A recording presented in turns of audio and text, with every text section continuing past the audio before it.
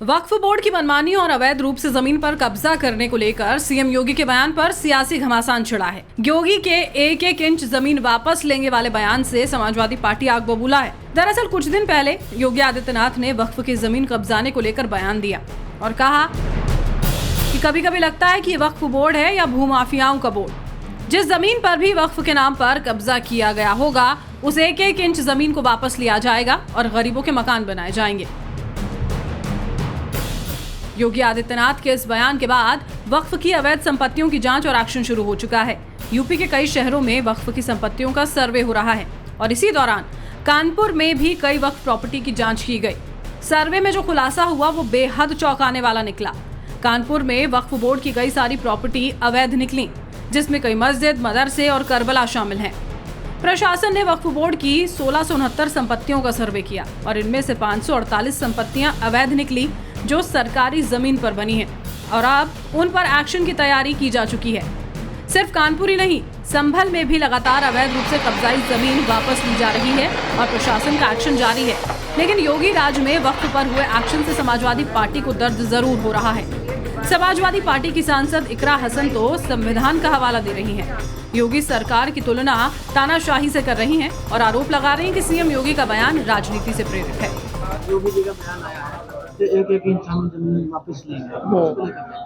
देखिए, वो सिर्फ राजनीति के तहत इन बातों को बोल रहे हैं। जो कानून की प्रक्रिया है उसके अलावा कोई भी, चाहे वो कोई भी आदमी हो, हमारा देश राजाओं की तानाशाही से नहीं चलता है। अब ये संविधान से चलता है, तो संविधान और जो कानून है उसके अंतर्गत कानूनी प्रक्रिया से जो भी होगा वो सही निर्णय न्यायालय लेगा। किसी के कहने से, बयानबाजी करने से कोई फर्क नहीं पड़ता। इतना ही नहीं, समाजवादी पार्टी नेता योगी आदित्यनाथ के एक्शन पर इतना बौखला गए हैं कि लगातार महाकुंभ की व्यवस्थाओं पर सवाल उठा रहे हैं। इकरा हसन ने भी महाकुंभ में की गई व्यवस्था पर सवाल उठाया और कह दिया कि योगी सरकार प्रकृति के साथ खिलवाड़ कर रही है।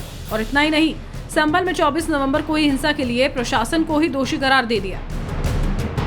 देखिए, इस तरीके के प्रोजेक्ट्स लाए जा रहे हैं तो जिससे जो प्रकृति है उसका जो नियम है उसको तोड़कर अगर हम कुछ भी काम करेंगे, ऐसा हमने कई बार देखा है। इतिहास में भी इन चीज़ों को देखा गया है कि अगर हम नदी की प्राकृतिक जो भाव है उसको मोड़कर अगर कुछ करेंगे तो इसके प्राकृतिक रूप से कहीं ना कहीं रिएक्शन ज़रूर होगा। कि वहाँ पर जो सबसे पहले जो चूक हुई है वो प्रशासन और पुलिस की रही है और उनके बीच में जो गोली चली है वो हमें, अगर प्रशासन के बीच में पुलिस की इतनी तैनाती होने के बावजूद अगर चली है तो कहीं ना कहीं इस पर संदेह के सवाल उठते हैं। तो हमारा प्रश्न उन्हीं से है कि अब तक कार्रवाई क्यों नहीं हुई? जिन भी लोगों ने हत्या को अंजाम दिया उन पर कार्रवाई अभी तक नहीं हुई है। सिर्फ उन्हीं भीड़ पर ही अब तक कार्रवाई करने का काम प्रशासन ने किया है। तो ये सवाल हमने उनसे भी रखे और लगातार पार्टी की यही मांग है कि पीड़ितों को इंसाफ मिले। ऐसे में सवाल है कि अगर योगी वक्फ की मनमानी पर हंटर चला रहे हैं तो फिर इससे समाजवादी पार्टी को दिक्कत क्यों है? क्या वोट बैंक और तुष्टीकरण की राजनीति के लिए समाजवादी पार्टी योगी के बयान को तानाशाही से जोड़ रही है? सवाल ये भी है कि क्या वोट बैंक के लिए समाजवादी पार्टी के नेता बार बार महाकुंभ पर सवाल उठा रहे हैं और वक्फ की मनमानी पर सरकार के एक्शन का विरोध कर रहे हैं? Bureau report, times now Navbharat.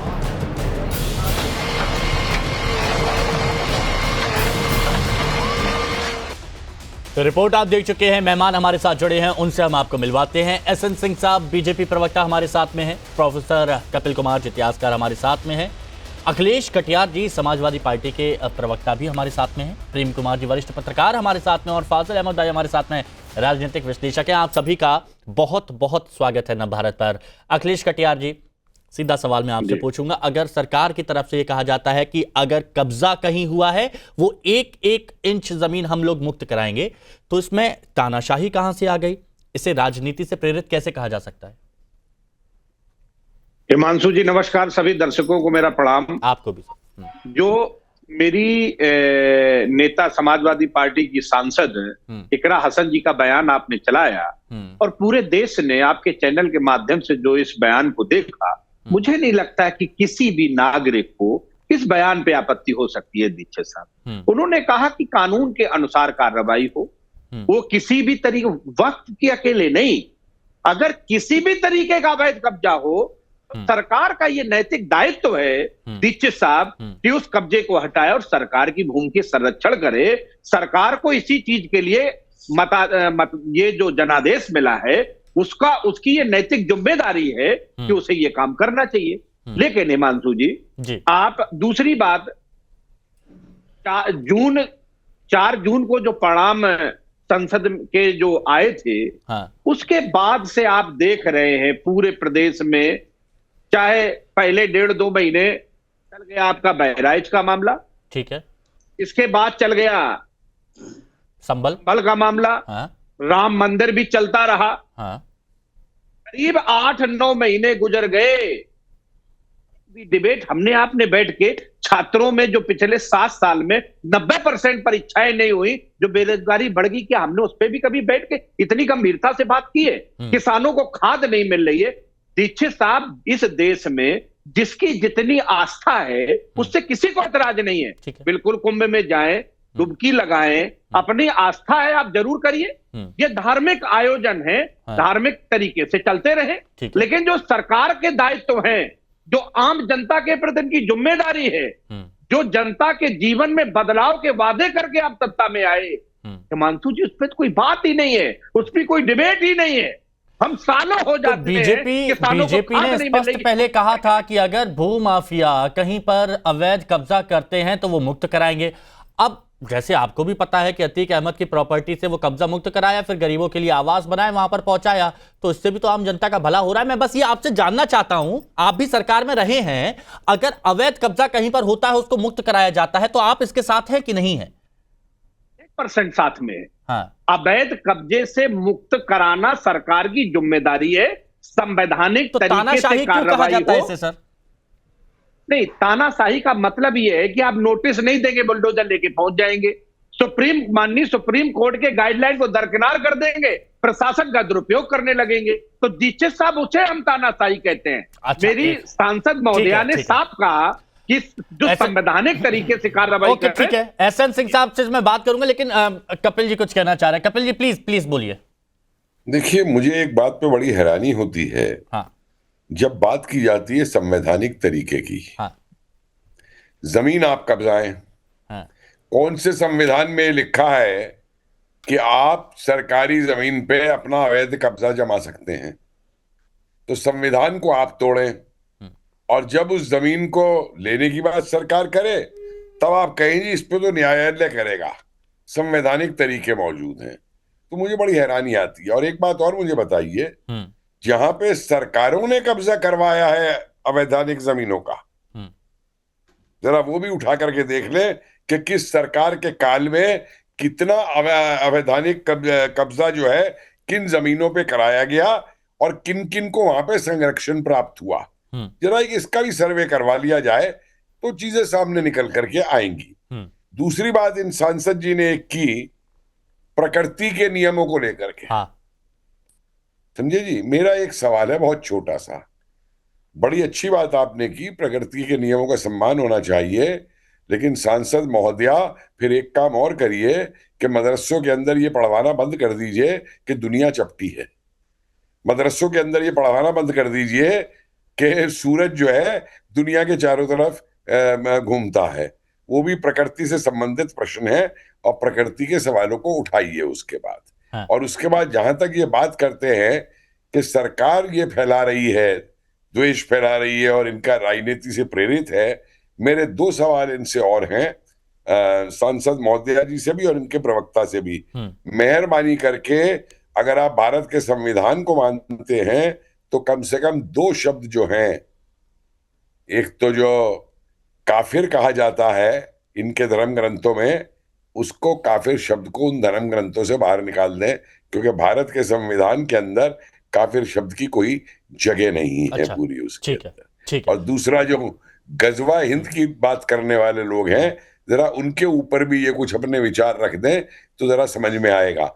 इन महोदया ने, जब बांग्लादेश के अंदर मौलवी ये कह रहे हैं कि बिहार, बंगाल, उत्तर प्रदेश पे हम कब्जा कर लेंगे, समझे, अगर ये देशवादी है, संविधान की शपथ ली हुई है, तो हमारे संविधान और देश के खिलाफ बोलने वाले जो बांग्लादेश के मौलवी बोले, मैं जानना चाहूंगा लेकिन अभी हम दूसरे ट्रैक पर जा रहे हैं कपिल, क्योंकि मेरा सवाल बहुत स्पष्ट था कि अगर अवैध जगहों पर कब्जा मुक्त कराया जा रहा है और परीक्षा ला रहे थे ना, तो इसलिए मैंने ये पूछा। अच्छा ठीक है, फाजिल अहमद साहब एक बात और बताइए, फाजिल अहमद साहब एक बात और बताइए, ये कब्जा अगर मुक्त किया जा रहा है 1669 में से 548, कानपुर की बात कर रहा हूं मैं, 1669 में से 548 पता गया कि ये वक्फ की तो है ही नहीं, ये तो सरकारी संपत्ति थी, अवैध कब्जा इस पर कर रखा था, और इसको मुक्त कराया जाएगा तो क्या दिक्कत है?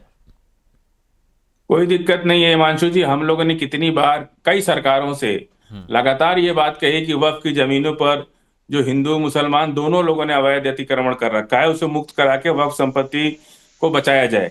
अरे तो सर, वक्फ ने कब्जा कर रखा है, पुरानी डिमांड है, वक्फ ने कब्जा कर रखा है। अब आप बीच में बोल देंगे, नहीं, आपने बात पूरी घुमा दी ना सर। हम बोलेंगे ही नहीं, आप ही बोलिए। नहीं फाजिल भाई, मेरी एक बात सुनिए ना सर, आपने कहा अब हम बोलेंगे ही नहीं। सुनिए ना, हाँ सुनिए मैं क्या कह रहा हूँ, सुनिए तो मैं क्या कह रहा हूँ। आप वक्त पर डिबेट कर रहे हैं ना, हाँ तो थोड़ा मैं एक मुसलमान हूँ, मेरे भी तो कुछ तजर्बे हैं ना। आपके तजुर्बे हैं, सुनिए आप, लेकिन आप ये बात समझिए, मैं कहना क्या चाह रहा था बस वो सुन लीजिए आप। एक बार भी टोका? नहीं, मैं कहना क्या चाह रहा था वो सुन लीजिए, मैं पूरी बात सुनूंगा आपकी, मैं पूरी बात सुनूंगा। मैं ये कहना चाह रहा था, मैं ये कहना चाह रहा था कि वक्फ ने कब्जा कर रखा है, मैं कहना चाह रहा था कि वक्फ ने कब्जा कर रखा है, और आप कह रहे हैं कि वक्फ पर कब्जा हो रहा है। हाँ तो मैं मुसलमान हूं, मैं वक्फ से संबंधित हूं ना। हाँ। आप क्या जानते हैं वक्फ के बारे में? हाँ। मैं ज्यादा आपसे जानता हूं। आपने कपिल जी से पूछा तो बता दीजिए कहां कहां कब्जा किया है वक्फ ने? सर आपने कपिल जी से एक बार भी पूछा कि आपने किस मदरसे में पढ़ाई की? तो मदरसे में क्या क्यों, वो मदरसा क्यों जाएंगे? अरे मदरसा क्यों जाएंगे? मैं जाहिल मदरसे में नहीं पढ़ूंगा जाकर के, वो मदरसा क्यों जाएंगे? दुनिया जानती है, किसी कुरान में हमेशा पृथ्वी क्लॉकवाइज पृथ्वी घूमती है, और जब सूर्य से टकराएगी पृथ्वी तो महाप्रलय आएगा, क़यामत आएगी। ये साफ साफ साइंटिफिक रीजन लिखा हुआ है कुरान के अंदर। और ये जो कुरान पढ़ते हैं वो आरएसएस की फर्जी कुरान इन लोगों ने छाप रखी है। ये सारा आप छोड़िए, मुझे ये बताइए वक्फ ने कहां कहां कब्जा कर रखा है? आप वक्फ के बारे में बेहतर बताते हैं ना, कपिल जी, आप वक्फ के बारे में ज्यादा जानते हैं, तो बताइए कहां कहां कब्जा कर रखा है वक्फ ने? ये टीवी पे ज्ञान फाजिल अहमद साहब, कहां कहां कब्जा कर रखा है वक्फ ने, बताइए। काफिर शब्द हटा दिया कुरान में से, बताइए। सुनिए, आपने काफिर कहना बंद कर दिया हम लोगों को, क्या बताइए? काफिर नहीं है। कितनी प्रॉपर्टी, एक मिनट वापस प्रॉपर्टी पर आते हैं। देखिए जमीन, जो मुसलमान है अल्लाह को नहीं मानता वो काफिर है। अच्छा फाजिल अहमद साहब बताइए, तो मैं काफिर मैं नहीं मानता ना अल्लाह को। बताइए वक्फ ने कहां कहां कब्जा कर रखा है, आप बेहतर बताते हैं। एक मिनट प्रोफेसर साहब आ रहा हूं, फाजिल अहमद साहब मेरे सवालों का जवाब दीजिए, वक्फ ने कहां कहां कब्जा कर रखा है बताइए।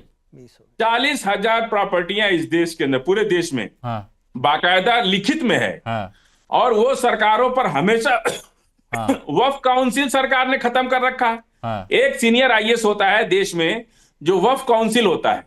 आज पिछले 4-5 साल से वक्फ काउंसिल की नियुक्ति नहीं हुई, और आप वक्फ पे बिल ला दिए। जब एक वक्फ काउंसिल पूरे देश के अब आप घुमा रहे हैं बात, आप बात को घुमा रहे हैं, आप बात को घुमा रहे हैं, आप बात को घुमा रहे हैं। मैंने आपसे सीधा कहा आप बात को घुमा रहे हैं। वक्फ काउंसिल नहीं, मैं फिर बोल रहा हूँ आप बात को घुमा रहे हैं। मैंने आपसे पूछा वक्फ ने कहां कहां अवैध कब्जा कर रखा है, उस पर क्यों नहीं बोल रहे? एसएन सिंह साहब बताइए, तानाशाही चल रही है क्या? तानाशाही चल रही है क्या, जैसे कहा जा रहा है? हिमांशु जी आपके माध्यम से आपके दर्शक ये जरूर जानेंगे, टाइम्स नाउ के जितने दर्शक होंगे जानेंगे कि जिहाद का एक परिष्कृत रूप आ गया है, मॉडर्न रूप आ गया है। मॉडर्न रूप जिहाद का क्या है? क्या? कि भैया आगे खड़े होकर संविधान की किताब दिखाते रहिए, पीछे तलवार और पत्थर चलाते रहिए। वही एक कहावत है ना कि कथनी मीठी खारसी करनी 20 किलो।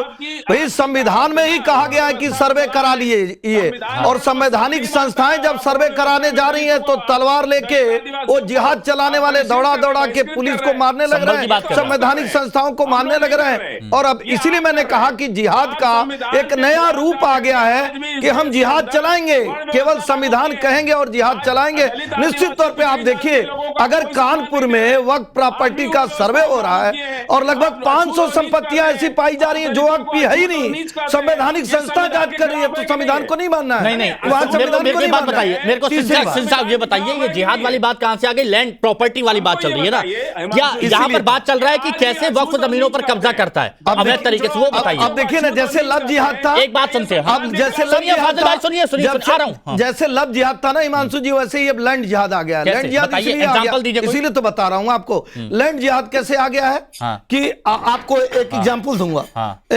छाता गांव है, छाता गांव की एक रकबा संख्या 109 है, और जब समाजवादी पार्टी की सरकार रहती है, मुलायम सिंह जी मुख्यमंत्री रहते हैं, तो एक पत्र लिखा जाता है उनके विधायक के द्वारा, और उसके में 109 में एक जोड़ दिया जाता है, कहा जाता है नहीं, एक खाता संख्या 1091 हो गया और बाद में इसको वक्फ संपत्ति घोषित कर दी गई। ये मथुरा के आसपास का मामला, छाता मथुरा में खसरा नंबर 108 को 1081 कर दिया गया।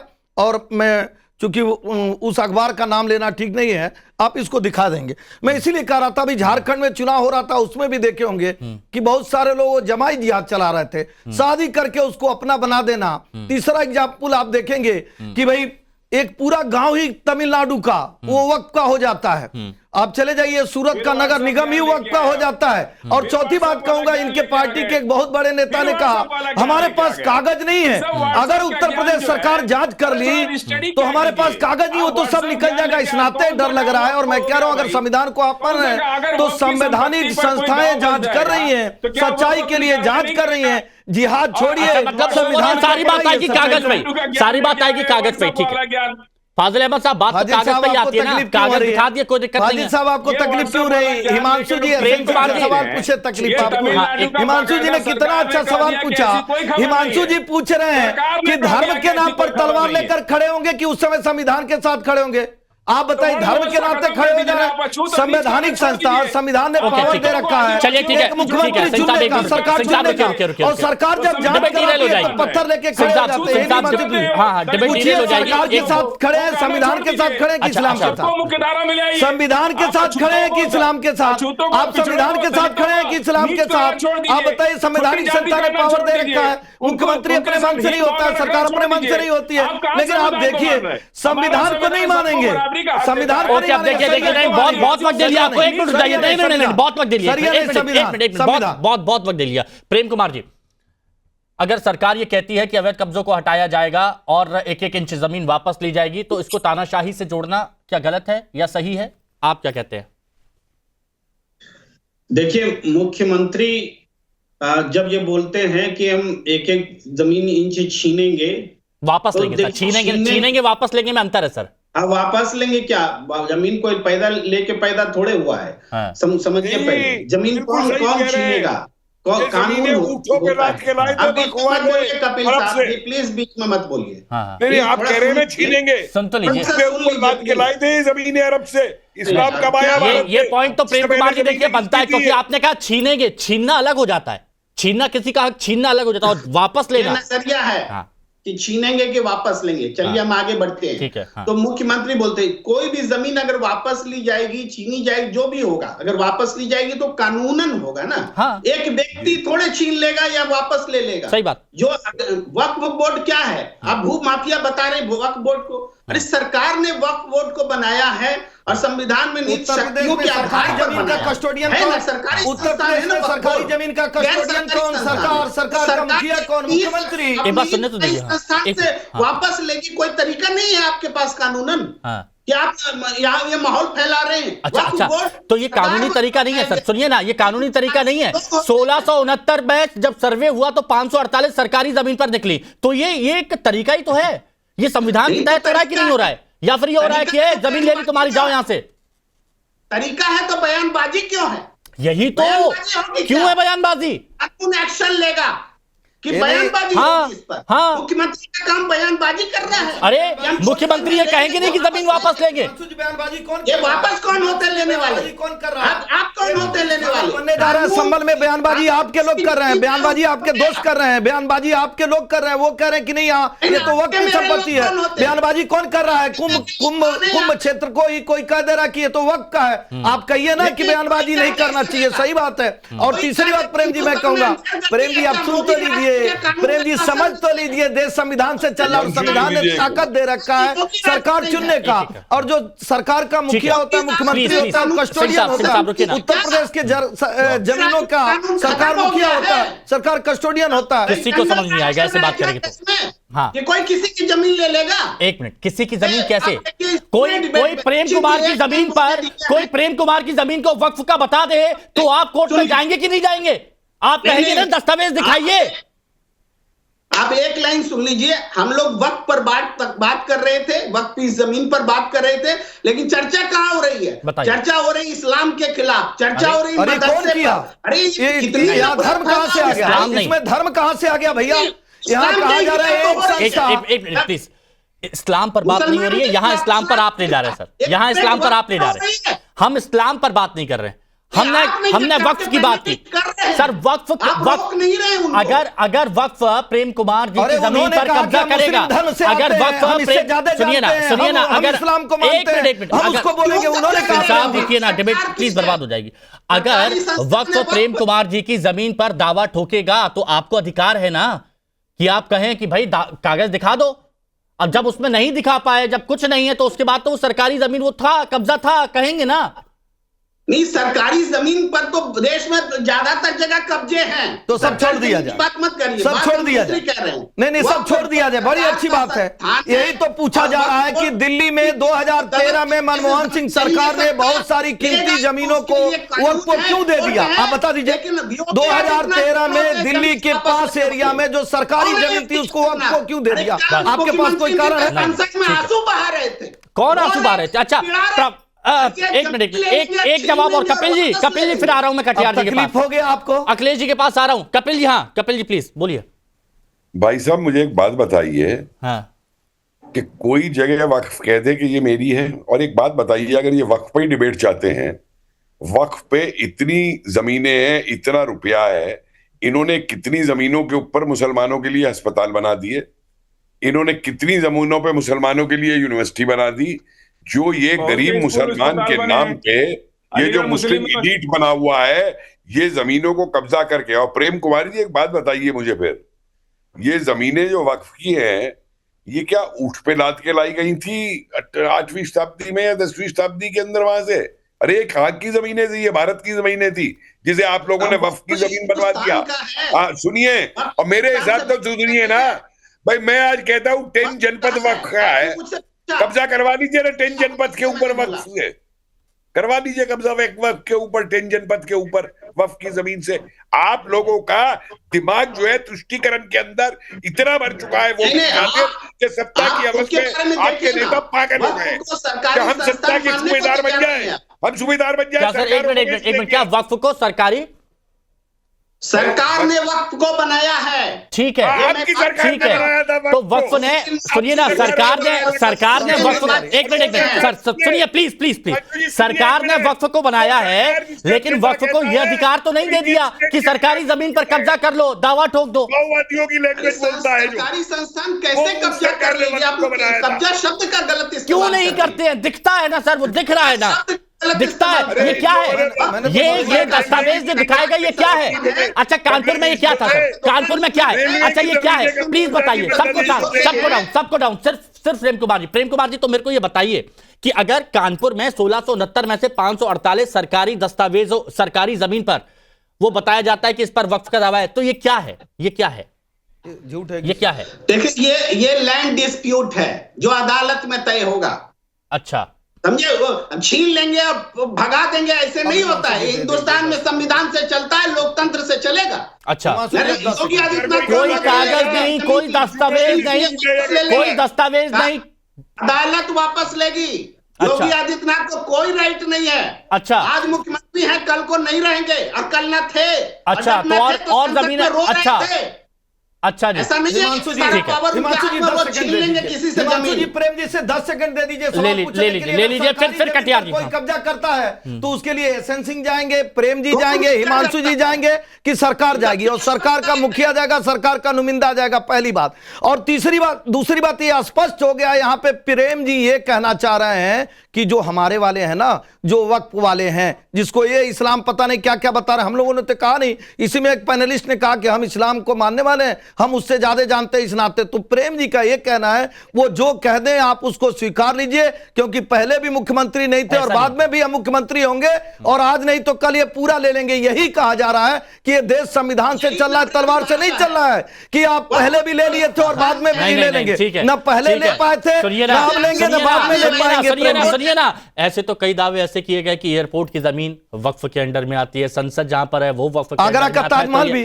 तो ये सब, हाँ, ये ताजमहल, ये ताजमहल भी हो गया वक्फ के अंडर। ठीक है, लेकिन कटियार साहब थोड़ी देर आपके पास हो गई, लेकिन एक बात बताइए कि सरकार जो दावा कर रही है कि गैंगस्टर एक्ट में 2400 करोड़ की संपत्ति जब्त हुई है, 66,000 हेक्टेयर से ज्यादा अवैध जमीन छुड़ाई गई है, और कई जगह पर गरीबों के लिए आवास बनाकर गरीबों को वहां पर शिफ्ट किया गया है गैंगस्टर एक्ट में जो संपत्ति ली गई थी, तो यहां आम जनता गरीबों के लिए मकान बनवाए जा रहे हैं, और जो कब्जा था गैंगस्टर एक्ट में, ये जो कार्रवाई हो रही है, इस पर आपका रिएक्शन क्या है?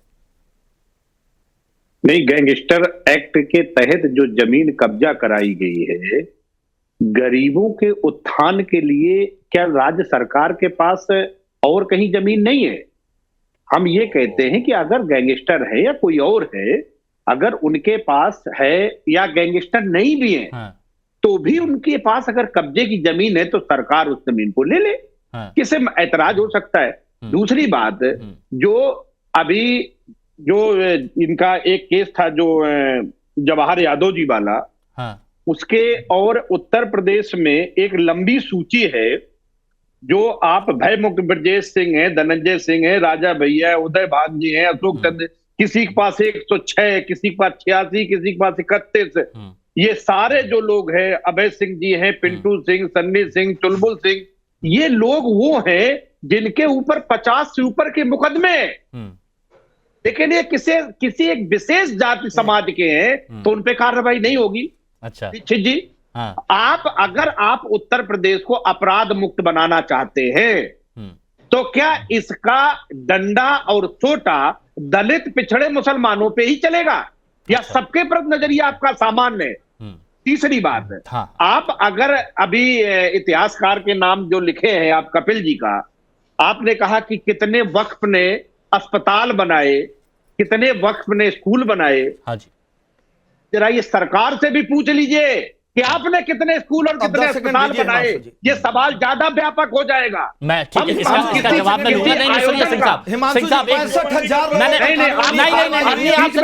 65,000 रुकिए, मैं लूंगा, लेकिन पूरी करने दिया करें, मैं बीच में नहीं बोलता। मैंने आपकी पूरी बात, अब सुनिए ना, वो आपका सवाल अधूरा रह जाएगा, फिर क्या मतलब? आपका सवाल अधूरा रह गया, जवाब नहीं मिल पाया, फिर कुछ और मुद्दा आगे खिंच जाएगा। इसलिए कपिल जी तुरंत बताइए, कपिल जी बताइए, सरकार से कितना पूछा आपने? ये सरकार से कितना पूछा? हाँ।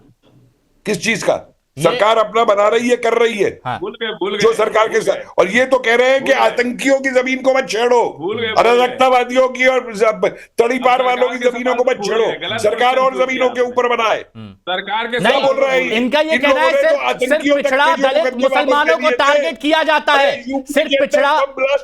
कपिल जी, समाजवादी पार्टी का आरोप है कि सिर्फ पिछड़ा दलित मुसलमानों को टारगेट किया जाता है। समाजवादी पार्टी को देखे कितनों में मुकदमे चल रहे हैं समाजवादी पार्टी वालों के ऊपर, कितनों में मुकदमे चल रहे हैं। और राहुल गांधी तो खुद बेल पे है नेशनल हेराल्ड केस के अंदर। हिमांशु जी 10 सेकंड बात कर रहे हैं भाई। अच्छा ठीक है, नहीं, इनका ये कहना था सिर्फ पिछड़ा दलित मुसलमानों को टारगेट किया जाता है। जवाहर यादव के अपराध में सजा काट रहे करवरिया परिवार को आपने इसलिए छोड़ दिया, उनके व्यवहार बहुत अच्छे थे। नहीं, गलत किया। हिमांशु जी 10 सेकंड दीजिए। अच्छा, बड़ी अच्छी बात, सरकार से जवाब ले लेते हैं। बड़ी अच्छी बात है। देखिए, निश्चित तौर पर देखिए, हिमांशु जी जवाब देना बनता है। मैं सवाल फिर दोहरा दूं। देखिए, मेरी बात सुनिए, सिंपल सी बात, पिछड़ा दलित मुसलमानों को आप लोग टारगेट करते हैं, बाकियों को आप कार्रवाई नहीं करते हैं, और दूसरी बात, आपने कितना काम करवा दिया गरीबों के लिए, ये सवाल था। नहीं, बड़ी अच्छी बात कही और जवाब देना बनता है, चूंकि हम जो है सरकार के तरफ से बैठे हुए हैं, भारतीय जनता पार्टी के प्रवक्ता है और मैं इस पे जवाब देता हूं। आज सवाल जानते हैं कौन पूछ रहा है? सवाल वो पूछ रहा है जो बाबा साहब की मूर्तियों को खंडित करता है। सवाल ये पूछ रहा है जो बहन मायावती जी के साथ, चूंकि दलित की बेटी थी, उनके साथ गेस्ट हाउस जैसा कांड करता है, जो जवाहर बाग वाला कांड कराता है। सवाल वो पूछता है जो धर्म के नाम पे 14 ऐसे आतंकवादियों को, जिनको चिन्हित करके हाईकोर्ट सजा दे दी थी आजीवन कारावास को, उनको छोड़ने का कार्य करता है। तो निश्चित तौर पे इस सवाल का जवाब बनता है। जवाब इसलिए बनता है कि अतीक अहमद और मुख्तार अंसारी वाली सरकार नहीं है कि उनको तालाब में मछली खिलाने की सरकार नहीं। हमने 65,000 लोगों पर कार्रवाई किया। उसमें कुंटू सिंह भी है, उसमें अमित सिंह भी है, उसमें कोई कसाना भी है, उसमें कोई मिश्रा भी है, उसमें पिंटू सिंह भी है। सब पे कार्रवाई होती है। और हमने अगर लाउड स्पीकर उतारने का कार्य किया तो पूरे प्रदेश में सब जगह से उतारने का कार्य किया। अगर हमने किसी पे कार्रवाई किया तो संपूर्णता के साथ कार्रवाई किया। लेकिन याद दिलाता हूं, वो कहा जाता है ना, उसीलिए कह रहा हूं ना, वो याद दिलाया जाता है कि LIC की पॉलिसी में नहीं चलता, जीवन के साथ भी और जीवन के बाद भी पूछा जाता है कि भैया अतीक अहमद से कौन गिड़गिड़ा के कह ररा था कि मेरी बात मान लो, अपराधियों के नाम कार्रवाई वाली सरकार बता रही है। 65,000 लोगों पर गैंगस्टर की कार्रवाई हुई है। और आप देख लीजिए, सभी जाति, सभी धर्म, सभी चुन्नू सिंह, संगम सिंह, सन्नी सिंह, पिंटू सिंह, आपने एक पक्ष चुन लिया, सबसे ऊपर अपराधी है। एक पक्ष चुन लिया गया, एक पक्ष चुन लिया गया। और गुजरात में और हमने पिछले 10 साल से हर चौथे दिन दलित महिला के साथ बलात्कार की घटना आ रही है। हमने ऐसा नहीं किया। सवाल से सवाल मत निपटाइए, जाति पे कहां सवाल से सवाल मत निपटाइए, जवाब दीजिए। तो कह रहा हूं, अगर आपको देखिए, अगर आपको गाली देना है बैठ के जातियों को, आप देख लीजिए, हम अपराध की नजर से देखते हैं। हम इस नाते नहीं कहेंगे कि चलिए देखिए, एक बात स्पष्ट हो गई है, एक बात स्पष्ट हो गई है कि कार्रवाई सरकार का देखिए, एक बात स्पष्ट हो गई, सरकार का कहना है कि वो कार्रवाई करेंगे, 1-1 इंच जमीन वो वापस लेंगे। तो दूसरी तरफ समाजवादी पार्टी और बाकी लोगों का कहना है कि सिर्फ मुसलमानों पर इस तरह की कार्रवाई की जाती है, जो कि सरासर गलत है। और समाजवादी पार्टी खुलकर उनके साथ में स्टैंड लेकर खड़ी है।